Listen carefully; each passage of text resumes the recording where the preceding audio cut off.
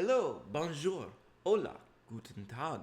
My name is Jeremy Siskind. I'm the author of the Jazz Piano Fundamentals series, 2 books of solo standards for piano. You should check these out, they're cool. And, of course, playing solo jazz piano.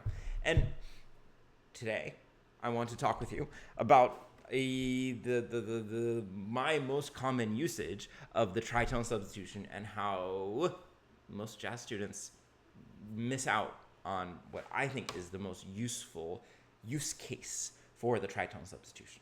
Okay, so let's start with a quick summary of what the tritone substitution is. I've done no preparation for this video. I just thought of this concept.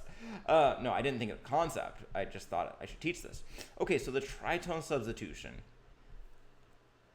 First of all, tritone is a augmented fourth or diminished fifth interval. Do you guys know that it's called the tritone because tone in like British music theory means a whole step? And so a tritone consists of 3 tritones, whole steps. I didn't know that until like last year. Okay, so it's augmented fifth or diminished, augmented fourth or diminished fifth. And the concept of the tritone substitution is that when we have a dominant chord, and particularly a dominant chord in a 2-5-1, although it could be used other places, we can swap out that dominant chord for another dominant chord a tritone away. And I made a few videos about this, but one way to think about it is that interval of the tritone plays a big role not just in this, C to G flat, but these 2 chords share a third and a seventh notes that happen to be B flat and E, a tritone apart. So this tritone substitution takes place around this tritone interval. We keep the third and the seventh of the C7, and they become the third and the seventh of the G flat 7.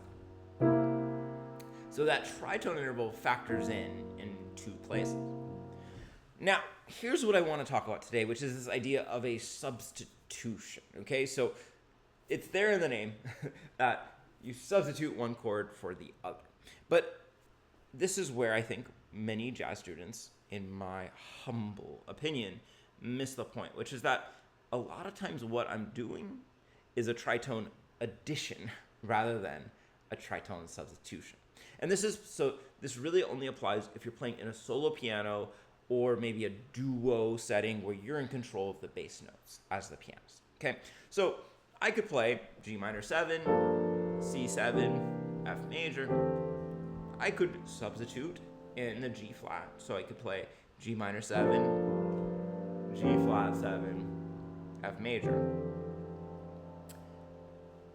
They're more or less the same, right? Different notes in the bottom, but same effect. But what gets you a different effect using these tools is to play C7 and then G flat 7. That's why I'm calling this the tritone addition. I just thought of that. So now we have a very different effect, maybe not very different, but we're creating more momentum because we have 2 chords instead of just 1. All right, so let's say that we're going to play this beautiful song, Yesterdays by Jerome Kern.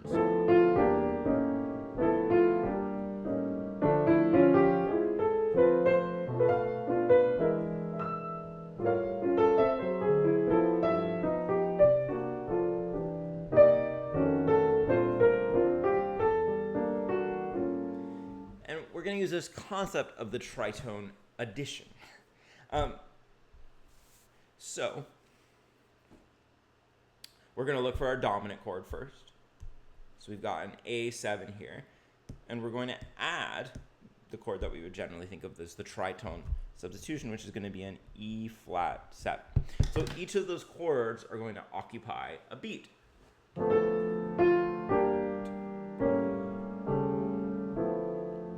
Hear it? A7, E7, D. And we could do the exact same thing in measure 4 because it's the same progression. All right, so then we don't have a dominant chord for a little while, so we're not going to do anything. But then in this eighth measure here, we have an E7, and so we're going to do 2 beats of E7 followed by 2 beats of B flat 7. Now you might say to me, Jeremy, this is an E natural, that doesn't fit with a B flat 7. But part of the beauty of using a tritone substitution is that when we have a dominant chord, we can add alterations. So we could call that note the sharp 11 or the flat 5. So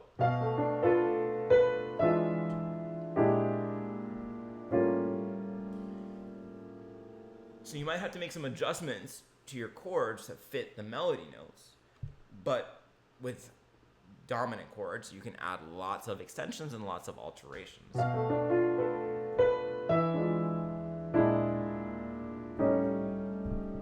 All right. Ooh, the next line is all dominant chords. All right, we get to do lots of practice. So here we have A7. I feel like we did this already. So A7 is going to become an E flat 7, probably technically to accommodate this melody note. We'll call this an A7 sharp 11.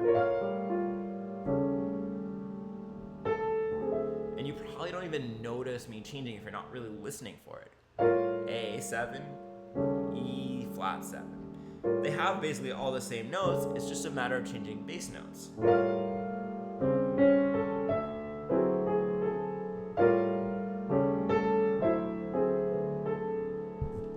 Now, if you wanted to, let's say I really want to actually emphasize this melody note, I could put that E flat 7 on beat 4 so that it goes with the melody. It doesn't have to be, that we divide exactly evenly between the 2 dominant chords. It could be. And that's actually kind of, it works nicely to emphasize that A. Okay, we have a D7, we could add an A flat 7. And technically to accommodate that E melody note, we should call it either a sharp 5 or a flat 13. I generally err on the side of flat 13.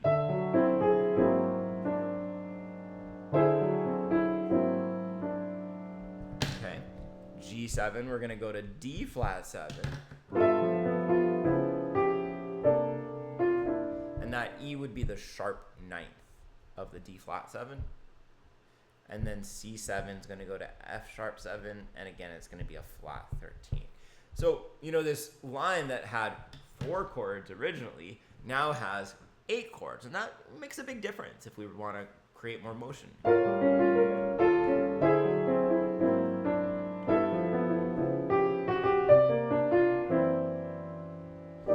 Is it even that noticeable? Probably not.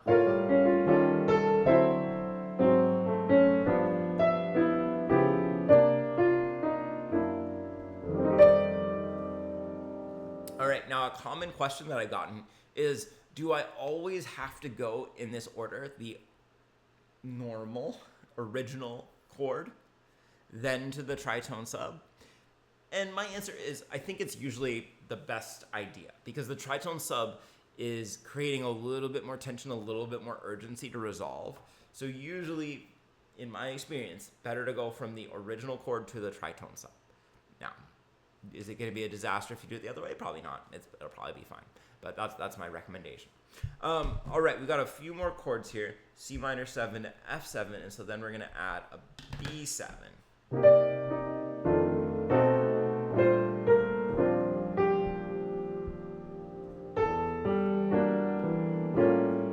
A7, we've done this before. We're going to add that E flat 7, sharp 11.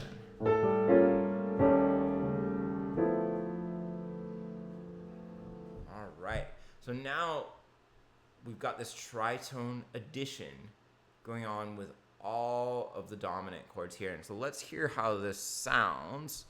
And I'm going to let you see my voicings in case that's interesting to you. There's always a little bit of a lag. So, take a screenshot or something. And I'll play this in a nice quarter note rubato style, so it's very easy to follow, hopefully. Here we go.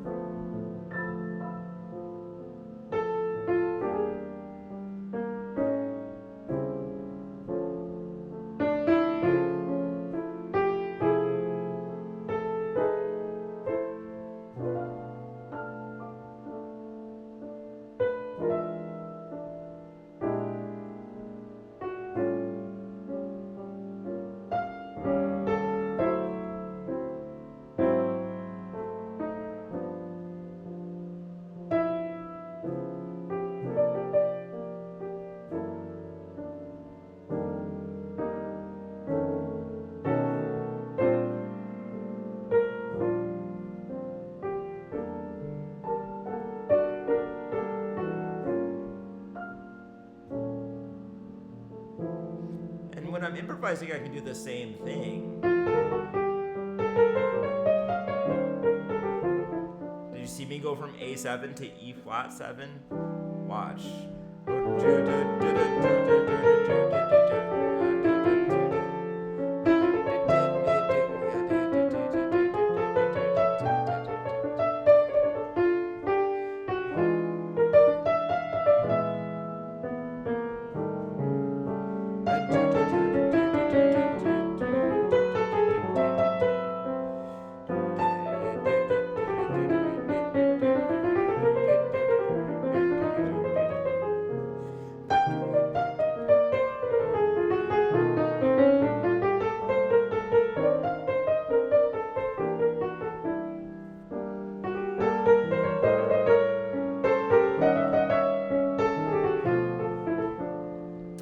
So it just ends up making me sound a little more professional, a little more sophisticated, excuse me, because I have a little bit more motion going on in the bass.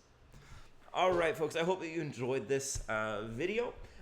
If you liked it, maybe check out my book, Playing Solo Jazz Piano. There's a lot going on every page of that book. Stuff like this, good tricks that you can learn and use immediately. So if you watched this far, comment using your favorite mathematical device. I don't know what you call it. We talked about an addition, so maybe you're into subtraction or multiplication or division or tangent or cosine or something like that.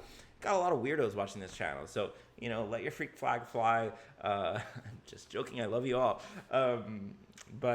Yeah, put a mathematical function, maybe that's the word, in the comments. Thanks for watching, y'all. Bye bye.